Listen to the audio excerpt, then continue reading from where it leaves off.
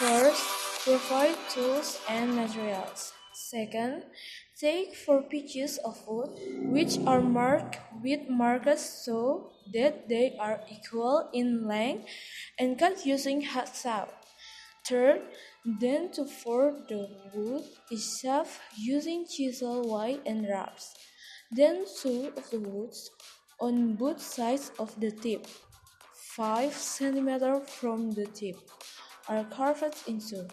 Fourth, the carved side is placed on the wood that has been placed together with the board.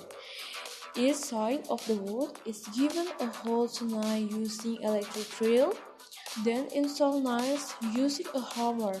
The same size wood in a range up to 6 and above. 5.